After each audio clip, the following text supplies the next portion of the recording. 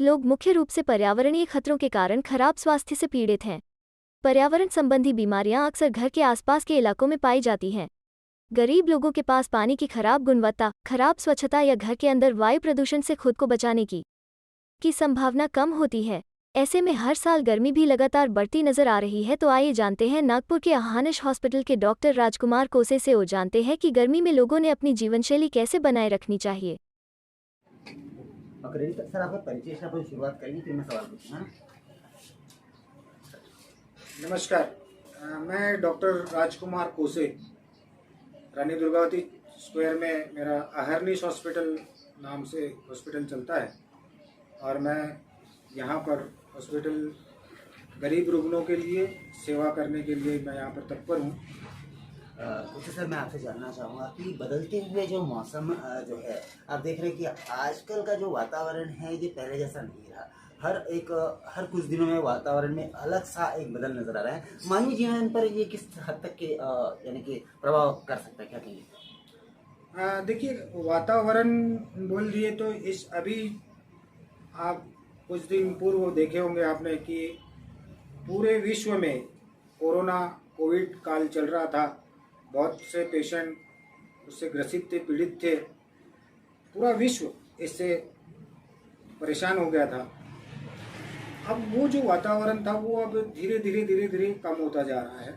Patient भी कम होते जा रहे हैं। लेकिन अगर आप वातावरण की बात करते हैं तो इसमें सबसे पहले हम ऋतु की बात करते हैं। ऋतु की बात यदि करते हैं, सीजन जिसको हम कहते हैं, तो अभी ये जो सीजन चल रहा है, समर सीजन चल रहा है, ग्रीष्म ऋतु जिसको हम कहते हैं, जिसमें बहुत सी गर्मी, धूप, ये इस प्रकार के चेंजेस आते हैं। और ये अचानक चेंजेस आए हैं। अचानक चेंजेस आने के बाद में कैसा होता है कि ये इसका रोज़मर्रा की ज़िंदगी में जो लोग, कॉमन पब्लिक जो धूप से में बाहर निकलते हैं, अपने कामों पर जाते हैं, तो उससे उनके शरीर के ऊपर में बहुत असर पड़ता है गर्मी का। और उस गर्मी के प्रभाव के कारण, धूप के कारण बहुत से शरीर में बदलाव होते हैं और बीमारी होती है। जैसे आपने बताया कि धूप की वजह से शरीर में बदलाव, बीमारियाँ होती है। कौन कौन से वायरसेस या कौन कौन सी यानी कि रोग इस गर्मी के सीजन में हो सकती है, क्या कहेंगे? देखिए, कैसा है कि इसमें सबसे पहले तो हम ये देखेंगे कि गर्मी के कारण लू लगना, यानी हीट स्ट्रोक जिसको बोलते हैं, तो सबसे पहले तो हम वातावरण, मौसम का असर रुग्णों पर या कॉमन पब्लिक पर इसी का पड़ता है। तो इससे गर्मी ज़्यादा होती है, बुखार चढ़ता है, बदन में दर्द होता है, कमजोरी लगती है, उल्टी सामान लगता है, चक्कर आते हैं, तो इसको हम हीट स्ट्रोक बोलेंगे, लू लगना। और इसमें अधिकांश लोग, हमारे प्रैक्टिस के हिसाब से हम लोगों ने ये देखा है, जो लोग बाहर काम करते हैं, धूप में काम करते हैं, मजदूर हो गए या रिक्शा चालक हो गए, तो इस प्रकार के जो पब्लिक जो होती है, ये हीट स्ट्रोक से ज़्यादा ग्रसित होती है, ऐसा मुझे लगता है। और यही अगर बीमारी, अगर हम लोग अंदर बैठते हैं, केबिन में बैठते हैं, एसी में बैठते हैं, कूलर में बैठते हैं, तो ये थोड़ा सा कम मात्रा में होता है। तो गर्मी के दिनों में जैसे आपने बताया हीट स्ट्रोक का बहुत प्रॉब्लम है। नागपुर की जो गर्मी है ये लगभग हर समय इसका पारा 50 तक के जाता है हर साल। तो गर्मी में क्या ऐसा करना चाहिए जिससे हीट स्ट्रोक और बाकी जो प्रॉब्लम से इनसे बचा जा सके? देखिए, कैसा है कि क्या करना चाहिए, करने के लिए तो बहुत कुछ है, लेकिन आज इस रोज़मर्रा की ज़िंदगी में जीने के लिए मानव जाति को कुछ काम करना है, बाहर जाना ही है। तो फील्ड में काम करने वाले लोग हो गए या मजदूर हो गए, ये गर्मी से किस प्रकार से बच सकते हैं इसका ध्यान रखेंगे। तो उसके लिए सबसे पहले क्या होता है कि हम लोग सबसे पहले कान को बांधना, रुमाल से बांधना, और उसके बाद में पूरे समर लाइक ढीले कपड़े पहनना, और जिससे कि हम लोग ज़्यादा धूप में न निकले, इसका ज़्यादातर ध्यान रखना है। और अगर धूप से हम लोग कहीं जाते भी है, किसी रूम में जाते हैं, तो वहाँ पर ठंडक हो, कूलर हो या एसी हो, इस प्रकार हम लोग एकदम वातावरण जो है, मौसम गर्मी से एकदम ठंडी में जब जाते हैं तो उसका हम लोगों ने ध्यान देना चाहिए। लेकिन बात यह है कि गर्मी इतनी ज़्यादा बढ़ती है नागपुर की, जैसा आपने कहा कि नागपुर में इतनी गर्मी है, तो नागपुर की गर्मी तो इतनी ज़्यादा है कि इसमें कूलर भी काम करना बंद कर देते हैं और एसी भी काम करना बंद कर देते हैं। ऐसे इसमें हम लोगों ने यही एक बचाव करना चाहिए कि जहाँ तक हो सके कि बाहर धूप में ना निकले, और निकलते भी है तो अपना बचाव के साथ में निकले। जी, बचाव के बारे में अगर बात करें तो पहले के जो लोग थे आई थिंक रूरल एरिया में आज भी धूप में निकलते समय गर्मी के दिनों में प्याज जेब में रखा करते हैं, उसके बाद अजवाइन और यानी ऐसे कुछ उपाय थे जो लोग घर से लेके निकला करते थे और बाहर जाके उसका सपोर्ट लिया करते थे। ये चीज़ किस हद तक के फायदेमंद लगती है? देखिए, जहाँ तक प्याज की बात हो गई, जहाँ तक अजवाइन वगैरह की आप जो बात कर रहे हैं गांव में, तो गांव के लोग इस प्रकार के, क्योंकि उनके पास में बचाव के रास्ते बहुत कम रहते थे, लेकिन इसलिए कैसा है कि उन्होंने एक मानसिक परिवर्तन भी होता है। ये मेरे ख्याल से मुझे ऐसा लग रहा है कि प्याज का कुछ बहुत ज़्यादा रोल नहीं है, लेकिन उनको ये लगता है कि नहीं, हमारे साथ में कुछ तो है, खाने के लिए कुछ तो हम लोगों ने रखा है। और प्याज वैसी भी शीत है, ठंडा होता है। अजवाइन जो आपने उदाहरण दिया वो भी उष्ण होते हैं, लेकिन जब हम लोग पेट में लेते हैं या साथ में रखते हैं तो उसका प्रभाव जो है शरीर में थोड़ा बहुत असरदारक हो सकता है, मुझे ऐसा लगता है। सर, गर्मियों के दिनों में अगर हम पानी की अगर बात करें तो गर्मियों में लोग पानी बहुत ज़्यादा पीते हैं। क्या क्वांटिटी में पानी पीना चाहिए, कितना पानी लगभग गर्मियों के दिनों में इंसान पीना चाहिए? शरीर ये पानी से युक्त है। पानी कम से कम 2 से 3 लीटर 24 घंटे में हम सबने लेना चाहिए, और गर्मी के दिनों में अगर थोड़ा ज़्यादा भी हो जाए तो भी हानिकारक नहीं है, लेकिन कम से कम 3 लीटर तक तो लेना चाहिए।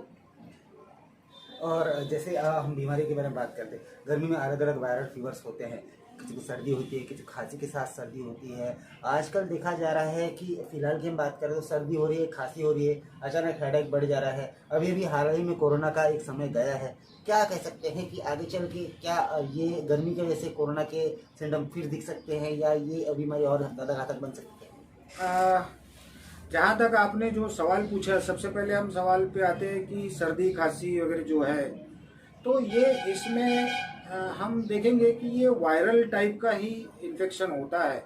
और ये अभी जो कॉमन जो सर्दी खांसी आ रही है, ये कॉमन वायरल इन्फेक्शन है। इसमें आप कोविड को हम लोग उसका उतना ज़्यादा संबंध नहीं बना सकते, लेकिन आप इतना भी मैं बताना चाहूँगा इस चैनल के माध्यम से कि कोविड ये अभी गया नहीं है, जीरो हुआ नहीं है।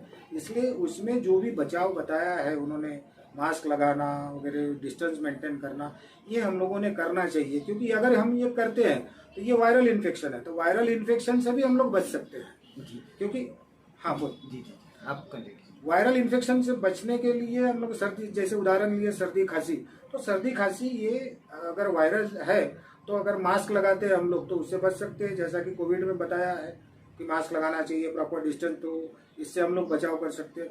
तो उसके बाद में अभी साधारण बुखार की बात करते हैं, तो साधारण बुखार और अभी टाइफाइड का ज़्यादा जोर चल रहा है। ये गर्मी के दिनों में टाइफाइड ज़्यादा होता है, क्योंकि इसमें बैक्टीरियाज जो होते हैं ये ज़्यादा ग्रो करते हैं गर्मी के दिनों में, कहीं पर भी किसी भी जगह पर जल्दी ग्रो करते हैं, और उसका इफेक्ट पानी के माध्यम से वगैरह या फूड के माध्यम से, जो भी हम लोग खाते हैं उसके माध्यम से बुखार आना, सिर में दर्द देना, ये ज़्यादा दिनों तक बुखार चलना, तो इसको हम टाइफाइड बुखार करते हैं। कि ये इससे भी हम लोग ये इस ऋतु में ये प्रॉब्लम ज़्यादा दिखते हैं। अभी हाल ही में देखा जाए तो वैक्सीनेशन ड्राइव चल ही रहा है, पूरी तरह वैक्सीनेशन भी खत्म नहीं हुए, स्कूलों में वैक्सीन दे रहे, छोटे बच्चों को वैक्सीन दे रहे। तो क्या लगता है अभी जो वातावरण है, धूपकाले का मौसम शुरू है, एक तरफ वैक्सीनेशन भी पूरी तरह नहीं हो पाए, किस हद तक के एक कोविड के लिए एक बुलावा हो सकता है? वैक्सीनेशन जो बुजुर्गों में है, जो एज के हिसाब से जिन्होंने 18 साल के ऊपर का लिया है, तो ये मैक्सिमम तो कवर हो चुके हैं।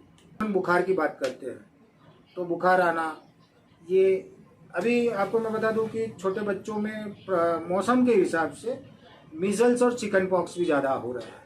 तो इस बुखार में कैसा कि बच्चों को बुखार आना, उल्टी होना, रैशेस होना, चकत्ते आना शरीरों में, तो इस प्रकार के प्रॉब्लम अभी, ये भी कैसा इम्यूनिटी के ऊपर में डिपेंड करती है। तो ये इम्यूनिटी डेवलप करने के लिए भी ये एक माध्यम वैक्सीनेशन बहुत अच्छा हो सकता है, लेकिन कुछ टेक्निकल प्रॉब्लम के कारण वैक्सीनेशन बच्चों में नहीं हो पा रहा है, लेकिन हो जाएगा, ये हम लोग ध्यान रखते हैं और हो ही जाएगा। चैनल के माध्यम से आपको देश दुनिया की जो जनता देख रही है उनको वातावरण धूपकाले को लेकर किस तरह का एक मैसेज आप देना चाहिए? मैसेज इतना ही है कि धूप में निकलना मत निकलिए, ऐसा तो मैं बोल नहीं सकता, क्योंकि हमको काम भी करना है, ज़िंदगी जीना है। तो हम लोग जहाँ तक हो सके सुबह के वक्त जब धूप कम होती है तब हम लोग निकले बाहर और अपना काम निपटा के, जब बहुत ज़्यादा जोरों पर टेम्परेचर रहता है दोपहर के वक्त तो उस वक्त ना निकले, कम निकले, पानी ज़्यादा पिए, और पानी पीने के साथ ही साथ में जब आपको बुखार वगैरह लगता है या सिर में दर्द वगैरह रहता है, डॉक्टर के पास में जाके आप ट्रीटमेंट ले। काउंटर से यानी दुकान से जस्ट गोली ले ली और खा ली, ऐसा ना करे। प्रॉपर ट्रीटमेंट हो, क्योंकि प्रॉपर ट्रीटमेंट अगर नहीं कर पाते, गोली बुखार की गोली और ये खाते रहते हैं तो पेट खराब होने के चांसेस रहते हैं, क्योंकि कंटामिनेटेड फूड, कंटामिनेटेड वाटर, ये इस प्रकार इस गर्मी के दिनों में ज़्यादा होता है, और उसमें अगर अपने मन से गोलियां वगैरह खाते हैं तो उसका प्रभाव बुरा पड़ सकता है। और इसी के कारण मैं ये कहना चाहूँगा कि सिर्फ धूप से कैसे बच सकते हैं, इतना हम लोगों ने ध्यान देना चाहिए। अगर मैं हरनी मल्टी स्पेशलिटी हॉस्पिटल की बात अगर करूँ तो यहाँ पे कौन कौन से फैसिलिटीज़ अलग अलग व्याधियों के लिए उपलब्ध है, क्या कहेंगे? यहाँ पर ये हॉस्पिटल होने के नाते यहाँ पर जो कॉमन बीमारियाँ है, टाइफाइड का बुखार, गैस्ट्रो, अभी गैस्ट्रोएंटराइटिस चालू हो गया है, तो गैस्ट्रो के लिए hernia, appendix, piles, fissure, fistula, तो ये कॉमन जो बीमारियां है उसके लिए हम लोगों ने यहाँ पर भर्ती की व्यवस्था करके रखा है। भर्ती की व्यवस्था के साथ साथ में गरीब लोगों के लिए मैं किस ढंग से काम कर सकता हूँ या फिर मेरा स्टाफ किस ढंग से काम कर सकता है, कम पैसों में हम किस ढंग से अच्छा इलाज कर सकते हैं, ये हम इस हर्निस हॉस्पिटल के माध्यम से करना चाहते हैं और हम करते रहेंगे, क्योंकि गरीबों की सेवा ही मेरा एक परम कर्तव्य है, ऐसा मैं मानता हूँ और मानते रहूँगा। जी, शारीरिक व्याधि संबंधित किसी को भी अगर आपसे संपर्क करना है या परामर्श लेना है या आपसे आके मिलना है तो किस तरह आपसे संपर्क किया जा सकता है?